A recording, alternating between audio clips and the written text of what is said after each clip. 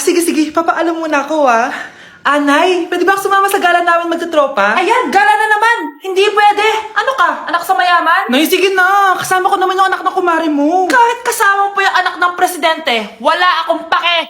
Si nanay naman, napaka-KJ. Bastos to, Nag-walk out pa. A few moments later. Wow, nagugas ng plato. Parang may gusto, Hoy, kahit magugas ka pa ng plato dyan, hindi kita papayagan, no? Parang wala naririnig to, Nag-aaral ng maayos? Hindi pa rin kita papayagan, no? Hoy, ba't di mo pinapansin, Sige, pag ikaw di nakapagsalita. Ano kaya problema na ni Scarlett? Ba't di ako pinapansin? Siguro nagtampo yun sa akin kasi di ko siya pinayagan. Anak, please pansinin mo na ako. Pwede ka nang gumala. Sige, pinapayagan na kita. Sino yun? Wait lang, anak. Sino yan? Anak? Nay, sorry di ko na kinaya. Sumama na ako sa gala namin. Ha? Pinaprank mo ako, no? Sino yun? Anong pinagsasabi mo, Nay? Buong araw akong wala dito. Nandito ka lang kanina, anak Nay, galing nga ako sa gala namin. Teka lang, anak. Anak? Yes, Nay? Alam mo, itulog mo yan, Nay. O, di ba, anak? May takot ka. Nay! Di na kailangan magsuot ng face mask. Hindi na kailangan magsuot ng mask? Talaga, Nay? Ay, salamat wala ng mask. Ibalik mo yan. Ang baho ng hininga mo. Grabe naman kayo, Nay. Grabe! Kailan pa yung last toothbrush mo? Last toothbrush? Bago pa mag-pandemic. Bago mag-pandemic? Nakikita mo to? Libre lang gumamit dito. Toothbrush din, be. A few moments later. Oh, saan ka pupunta? Anay, makikipag-date lang ako sa jowa ko. Makikipag-date? Hindi na kailangan ng mask. Tanggalin mo na yan. Pwede nang tanggalin yung face mask. Kasarap sa feeling. May sakit ka ba, anak? Baka ma-turn off sa'yo yung kadate mo. Hi, babe. Excited na ako kasi first time natin magde-date. Excited na rin ako, babe. Pero tanggalin mo rin yung mask mo. Hi, babe. Uwi na ako. Biglang sumakit yung tiyan ko. Oh, nandito pala yung anak mong pangit kapag tinanggal ang mask. Anong sabi mo?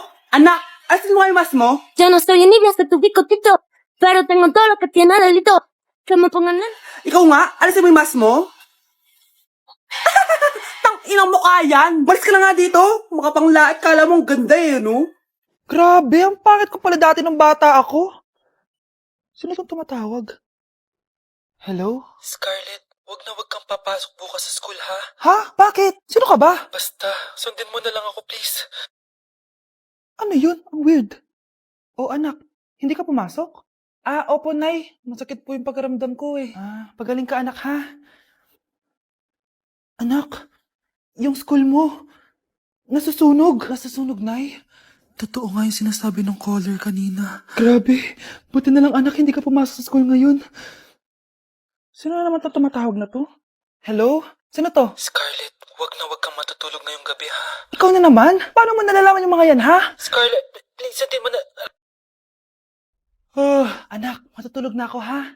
Ikaw din, huwag ka na magpuyat. Sige po, Nay. Tatapusin ko lang po itong pinapanood ko. Kung hindi ako matutulog, ano namang gagawin ko buong gabi? Matutulog na lang ako. Baka niloloko lang ako ng caller na yun.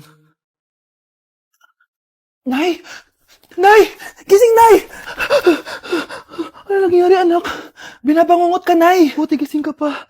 At nagising mo ako. Sino ba talaga yung caller na yun? Sino ka ba talaga, ha?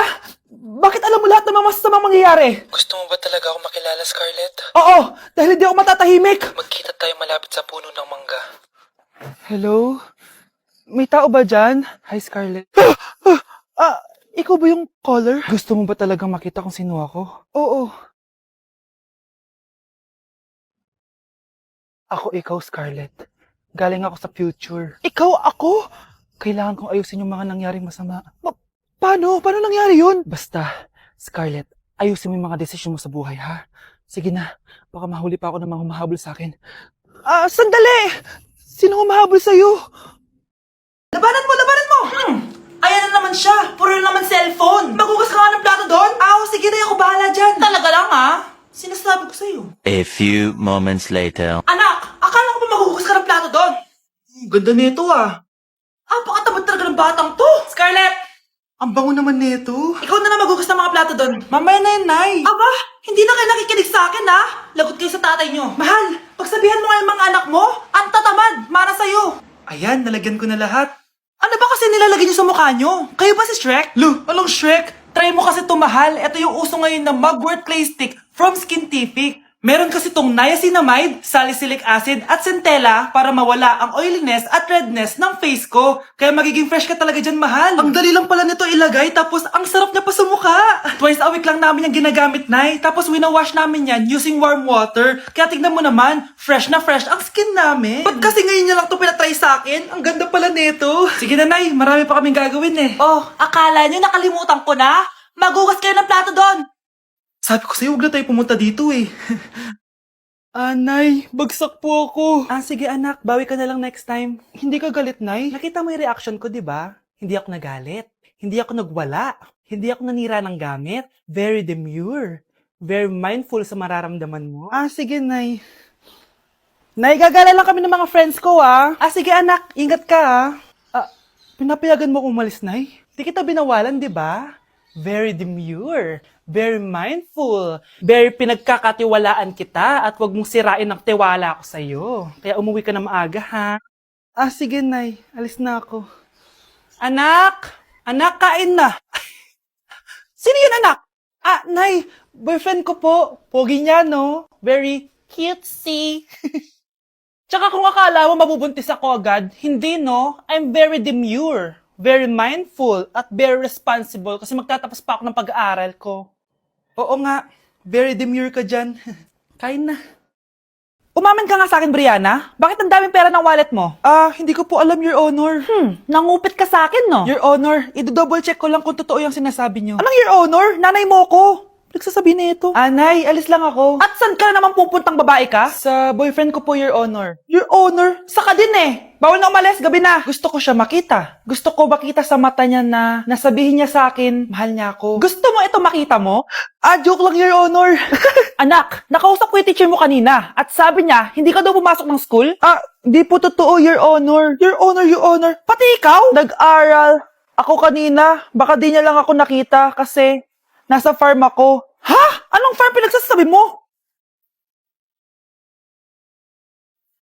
Anak, ba't dila ka ng dila? Butiki ka ba? Nay, sorry. Uso kasi ito, Nay. Ayun na naman tayo sa mga uso-uso. Hindi kayo napapagod, no? Tigilan niyo yan. Mga anak, kain na tayo. Yes, Your Honor. Nandito na kami, Your Honor. Tama na ka, Your Honor nyo! Your Honor, kain na tayo. Tama na! Tumigil na kayo! Your Honor. Bakit nawawala alaman ng class funds, ha? Sinong kumuha na ito?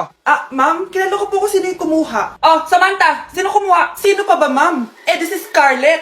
Ha? Wala akong kinukuha. Scarlett, ikaw pala yung kumuha ng class funds? Sumama ka sa principal. Ngayon na. Apaka-hype talaga nitong si Samantha. Bye, Scarlett. Dami nito Mukhang makakabili na ako ng bagong phone. Ha? Nahuli din kita. Ikaw pala yung kumukuha ng mga class funds natin? Oo, ako yung kumukuha. Bakit? May problema ba? Ang problema ko, ikaw. Ako pa sinisisi mo na kumukuha ng class funds, ikaw naman talaga? Isusumbong kita kay ma'am. Wala ka namang ebidensya. Ikaw ang isusumbong ko dahil naniniwala naman sa akin si ma'am. Umanda ka sa akin, Samantha. Wow, may bagong phone si Samantha. Sana all. Bigay ito ng parents ko, guys. Class! Sino naman kumuha sa class funds? Si Scarlett po yung kumuha, ma'am. Pagsabihan nyo nga yan. Ako na naman? Nagpapatawa ka ata, Samantha. Talaga ba, Samantha? Kitang-kita ko na kumuha ka dito. At narinig ko, nabalak mo na naman si Scarlett. Ma'am, di po ako yun. Gagawin mo pa ako sinungaling? Diyan ka naman magaling, di ba, Samantha? Sa pagsisinungaling? Sumama ka sa akin sa principal at ipapatawag ko yung magulang mo. Buti nga sa'yo, Samantha. Deserve mo yan. Nag-uumpisa pa lang ako. At dahil maraming hindi nakasagot ng full name ko, iibahin ko yung mga tanong. Salamat naman. Number 1, 2 plus 2. Yes, may tamang sagot na ako. Number 2, what is the powerhouse of the cell? Ang dali naman. Makaka-perfect ako. Number 3, ano yung pangalan ng crush ko nung elementary pa ako? Ano na naman yan? Kung nakikinig talaga kayo, alam nyo kung sino yung crush ko. Aba ma'am, akala bang iibahin mo yung mga tanong? Bakit may mga ganyang tanong na naman? Bala ma'am, para makasigurado ako na nakikinig talaga kayo. Wala namang may paki kung sino naging crush mo na elementary ka ma'am. Wala namang may alam yan eh. Ma'am, alam ko po kasi yung crush nyo. Nakikinig po ako sa kwento mo. Buti pa si Michael, nakikinig. Di kagaya ng iba dyan. Sige, perfect ka na, Michael. Yes! Makinig din kasi kayo sa kwento ni Ma'am. Number 4. Sino yung pinsan ng kapatid ng lola ko na sa ng mama ko na pamangkin na ate ko? Bagsak na naman ako! Anak! Ano to pinagpo-post mo sa Facebook, ha? Bakit po, Nay? Nagmumura ka dito, oh! Sabi mo, ha ha ha! Tang ina, laro! Yan ba yung mga nalalaman mo sa school? Ah, biro lang yun, Nay. Wala akong pake. I-delete mo to kung ayaw mong laruin ko yung mukha mo. Ah, sige po, Nay. A few moments later. Wow, ganda naman na outfit ko. Picture nga ako. Anak, ano naman itong pinost mo? Bakit ang ikli na shorts mo? Ang ganda ko dyan, no, Nay. Akala mo kinaganda mo yan? Ang pangit! Baka bastusin ka ng mga lalaki. Grabe ka naman, Nay. I-delete mo yan! Next time, magpajama ka na lang. Yung tago lahat, pati mukha mo. Wow! Thank you so much, Mommy! You know that I love chicken nuggets! Ay, di pala chicken nuggets to. Pero ang sarap! May day ko nga. Anak, ano na naman itong pinost mo sa Facebook?